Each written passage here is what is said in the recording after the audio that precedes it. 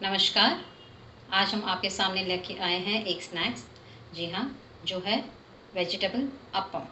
अप्पम ज़्यादातर स्वीट होता है, लेकिन ये नमकीन होगा एंड फुल ऑफ वेजिटेबल्स होगा। इसके बेसिक इंग्रेडिएंट जो है, जो बाइंड करेंगे इन सभी चीज़ों को, वेजिटेबल्स को, वो है पोटैटो एंड पोहा। पोटैटोज़ हमने यहाँ हाफ अ केजी लिए हैं और पोहा हमने 2 कप लिए हैं।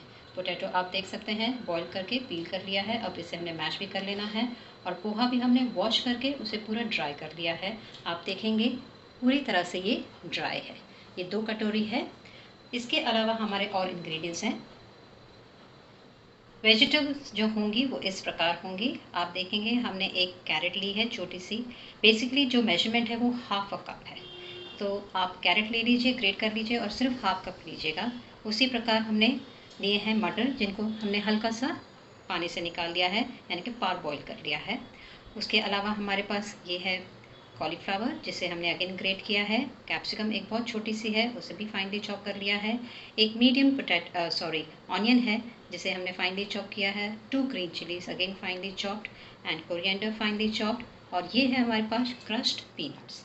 जी हाँ, ये रोस्टेड क्रश्ड पीनट्स, ये 2 टेबलस्पून हमने लिए हैं। तो ये सारी चीज़ें जो हैं इसके अंदर हमारे जो बेस है पोटैटोज एंड पोहा के अंदर जाएंगी। मसाले इस प्रकार होंगे।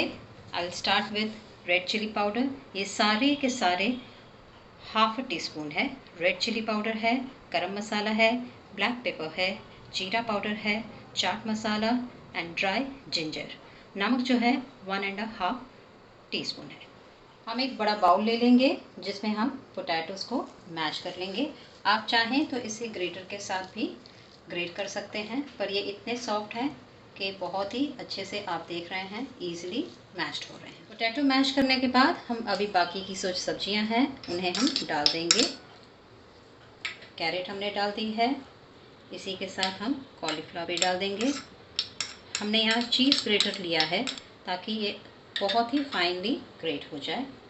साथ में हम ले रहे हैं कैप्सिकम, इसी के साथ ले लेंगे ग्रीन पीस। इन्हें हल्का सा बॉईल करेंगे तो ये भी सॉफ्ट हो जाएंगे। ग्रीन चिली,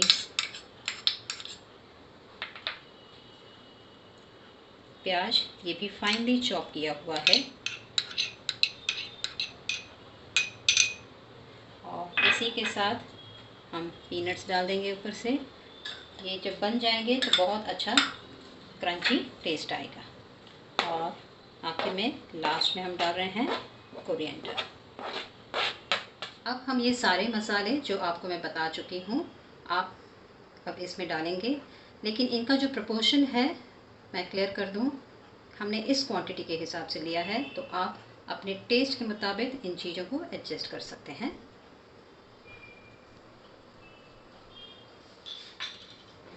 इन्हें हाथों से अच्छे से मिक्स कर लीजिए।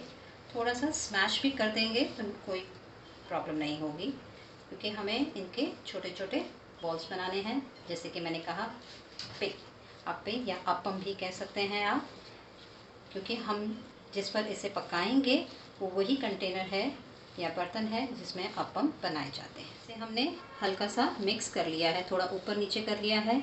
अब आखिर में जो हमारी एक और डिश जो है या फिर इंग्रेडिएंट है वो है पोहे। आप देखेंगे पूरी तरह से ड्राई है, और पोहे से क्या होगा, बाइंडिंग और भी अच्छी हो जाएगी। जितनी भी वेजिटेबल्स थी उनमें एक नेचुरल वाटर कंटेंट होता है, तो ये उनको अच्छे से पकड़ लेगा और बाइंड कर देगा। लीजिए, हमने इसे अच्छे से मिक्स कर लिया है। बहुत ही अच्छा बैटर तैयार हुआ है, बिल्कुल ड्राई है। इसके अब हम छोटे छोटे से हाथ से बॉल बना लेंगे और चेक कर लेंगे इसका साइज़ के लिए हमें जो कंटेनर है, जैसे मैंने कहा, उसमें रख के देखेंगे। अब मैंने यहाँ रखा हुआ है, तो this size would be perfect. हमें इतने ही साइज़ के बॉल्स बनाने हैं, तो हाथ में थोड़ा सा तेल भी लगा सकते हैं। लेकिन ये बहुत ही अच्छी तरह से, बहुत ही बढ़िया बाइंडिंग हो रही है। देखेंगे आप, ज़रा भी चिकनाहट नहीं है, क्योंकि पोहे के साथ बहुत ही अच्छे से सेट हो गया है।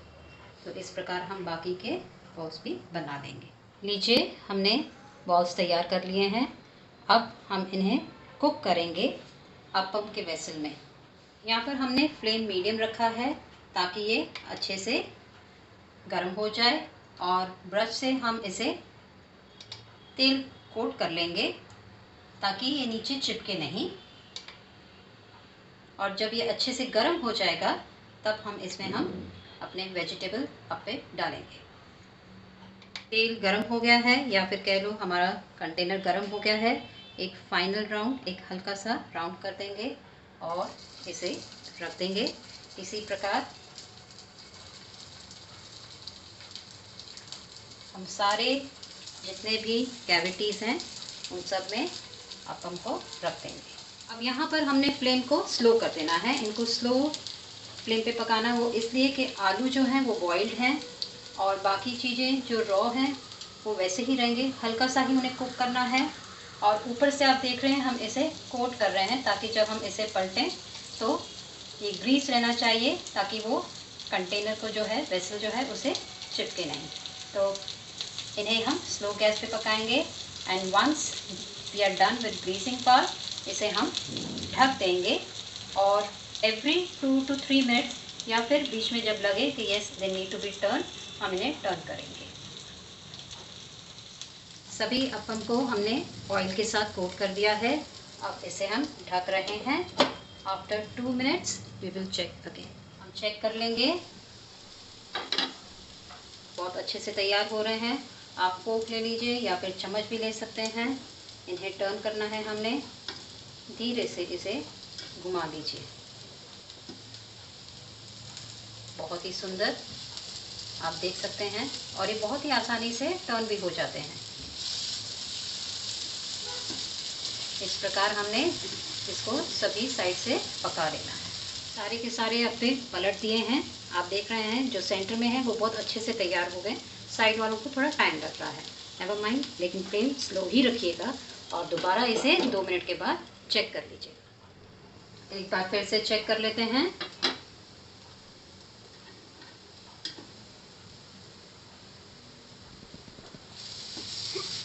ये सेंटर में है वो जल्दी तैयार हो रहे हैं।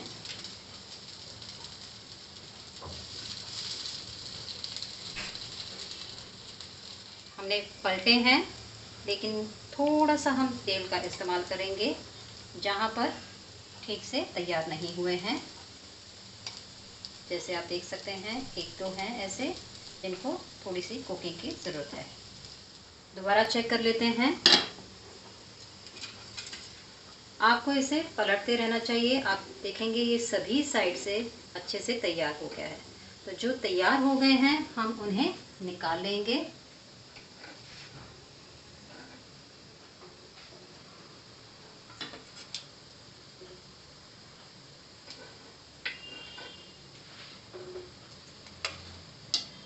जो रेडी नहीं है हम उनकी पोजीशन चेंज करेंगे, लेकिन आप देखेंगे थोड़े से सांचे खाली हैं तो वहाँ पर हम नई फिलिंग कर सकते हैं।